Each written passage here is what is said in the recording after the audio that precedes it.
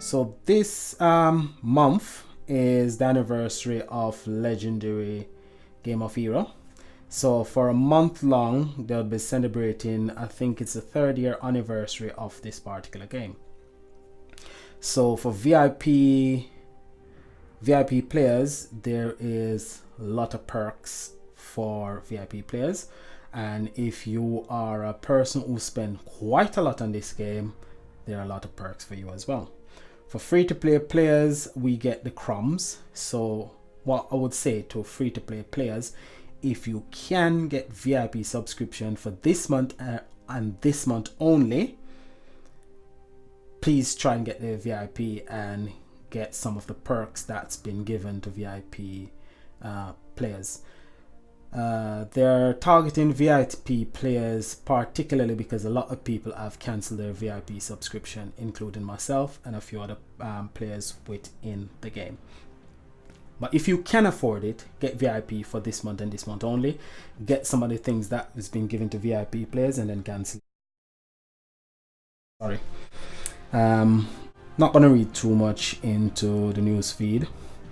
I did spend 1,000 gem to get the 1,000 gem vault, and I got a second ultra rare, and I also got a second relic. It wasn't one that I wanted, but hey, it is what it is. I've got 3 combination, but one of the combination is my main combo, which has got 3 ultimate forms. These 3 ultimate form have taken me 8 months to actually obtain. So obtain the Master Collection card for this ultimate form. I think it was the Fire Slayer event before 3.0 was introduced, and I got the ultra rare. I think it was in the last Fire Slayer event. I managed to get the ultra rare on the 2nd tier of one of the revival packs, which was quite lucky. My Impale Hunter took me, I think it was 12 weeks to collect all the dust to craft the ultra rare master collection card and to get the ultimate form. Now I think I was saving my dust, and I think I got this one when we still had the runes. So I had the dust for the runes, and I craft the runes to get the master collection card, and I was quite lucky to get the ultra rare from the ultra pack. So that was quite a lot of luck. This one, however, took me a lot of time and a lot of effort to complete all the collections to get the dust, save my dust to craft the ultimate form. So I have been saving my dust, and I've been saving my gems, and I've been waiting on particular decks to come out to get my perfect deck going. So at the moment I've got 3 of the 5 of the 5 different type of skills, killer skill. So this one has got Noble Killer, this one has got Chaotic Killer, this one has got Arcane Killer. So next one is Beast, and can't remember exactly what the last one is. So I've only need 2 more of the killer skills to complete my Fire Slayer ultimate form collection. So when I've got a master collection, ultimate form with each one of the killer skill, then I start working on my Fire Commander deck, and I'll do the same thing with my Fire Commander deck. Get 1 ultimate form with a good mechanics that's got the killer skill for each species, and I'll do that for my water, my dark, and so on and so forth. So that's how I'm planning to do it, do my decks. I'm not just gonna get any deck. My second combination that I've got uses 2 copies of the current support card. It uses Baleful Bride, and uses the Bacon Baron. So the Baleful Bride will create 6 fire gems and 4 firepower gem ones. She will also heal the deck, and she will dispel any buff that's on the enemy. She will increase her damage output because she's the only special card on this particular deck. The Bacon Baron will increase the attack of the deck itself, because all the cards on the deck are Slayer, and he increase it by 600% of his recovery, and he creates 4 power gem ones. I've got 2 copies of that on the deck. And the current support card, we went through it the other day. It will create 8 fire gems and it will heal for 500% of your recovery. So that's the second combo. This one is obtainable and it's cheap. This one also is obtainable and it's cheap. If you haven't got Thought but you've got Ra, you can put your Ra in. It does the same thing as Thought, only thing it produces power gem once.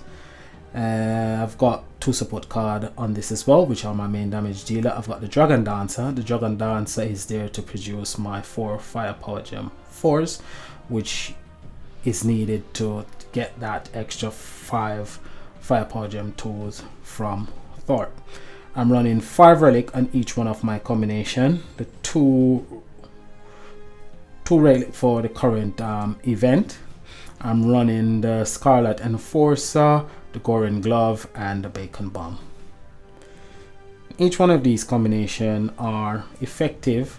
My main combo is very powerful. The next 2 are moderately powerful, but if you're a free-to-play player and you've got these cards, they are cards that can be used to go through the event, finish not very high on the solo leaderboard, but a reasonable position on the solo leaderboard, and help you to complete the collection. Completing the collection is key to actually getting your dust to craft master collection cards, ultra rares, and ultimately your ultimate forms.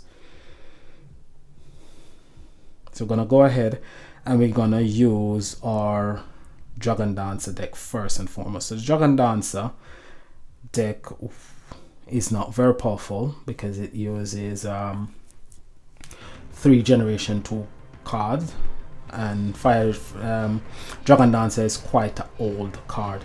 It can be obtained from the Dust Shop. It's an ultra rare from a past event. Thought, however, cannot be obtained from the Dust Shop. She has to, if you haven't got her, only if Network brings out a revival pack that includes Thought, you'll be able to get Thought. But Ra was part of revival pack a few times, and he was a card in I think 1 event which you could have obtained. So as you can see, the deck is a 2-turn deck. So we will have our Dragon Dancer up and our Thought. We won't have our support card, but never mind, we'll use what we got to get what we want. 18 billion for the support card, and when we've got all our battle skills powered up, it will produce a lot more gems, a lot more power, sorry. So here we go, use all our battle skill, swap our power gems, and as you can see, support card is producing 39.7 billion damage, and both my support cards are still level 1 because I haven't powered them up, still level 1. So we're gonna have a look at our second combination. This one will not put out as much power as the last one because it hasn't got any cards to produce as much power gems as Thought.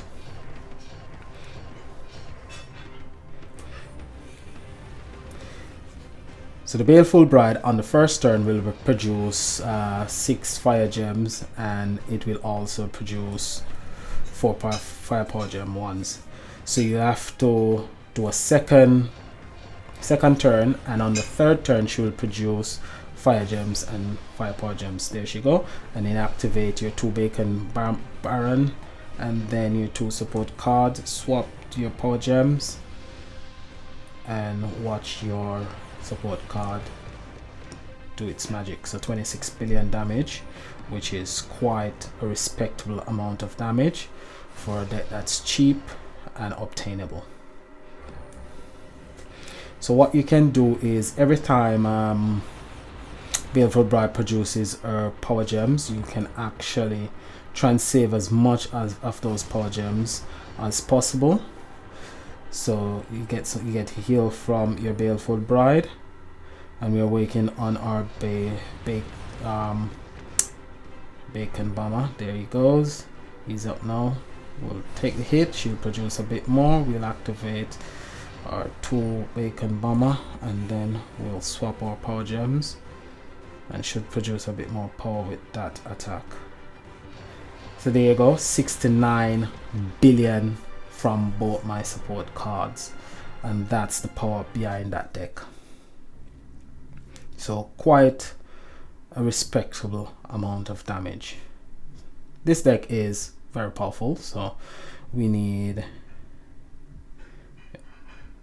a very strong boss to demonstrate the power behind this deck, because this deck is quite powerful, because the mechanics is really a powerful mechanics.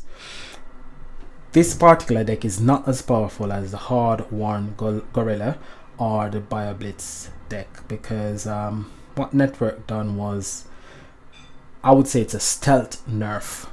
They basically modified the mechanics, and by modifying the mechanic they actually nerf the deck.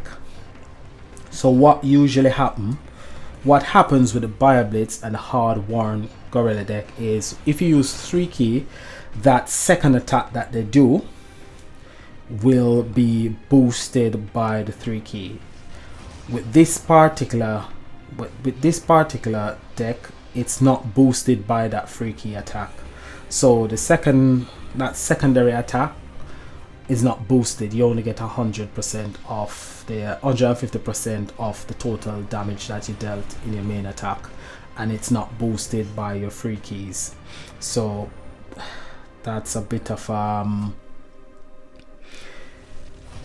what should I say? It's really a disappointment for me that they actually changed the battle skill, because it was really a good battle skill. I tried to use a 3 turn and I got hit by Power Gem Silence, and all my cards produce Power Gem, and I haven't got a card to dispel Power Gem on this combination. What I could do is swap the Ultra Rare for the support card. The support cards dispel Gem Silence, but what I'm gonna do, instead of doing that, I'm gonna use the deck as a 2-turn deck rather than a 3-turn deck. So as a 3-turn deck, I would activate Impale Hunter, but I'm not gonna do that. I'm just gonna activate all the other cards, and it becomes a 2-turn deck by doing that. So you can see the damage. It would produce a lot more damage if I got the power gems from the Impale Hunter, but to actually avoid being hit by Power Gem Silence and not being able to do any damage, just use it as a 2-turn deck, and it will deal not as much damage, but it will do quite a bit of damage.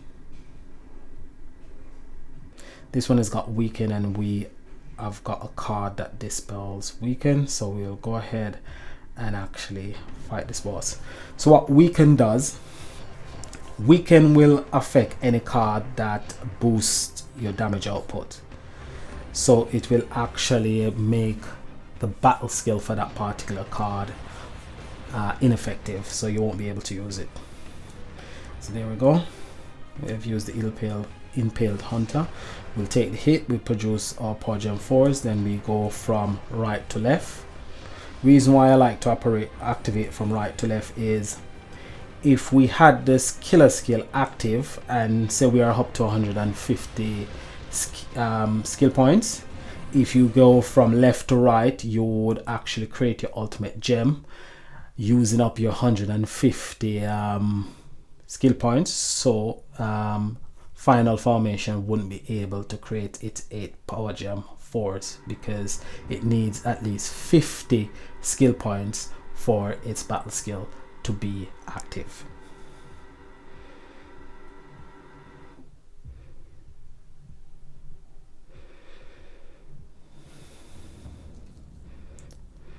So at the moment, I'm actually enjoying the deck. I do enjoy this mechanic, even though it's been nerfed. It's still a powerful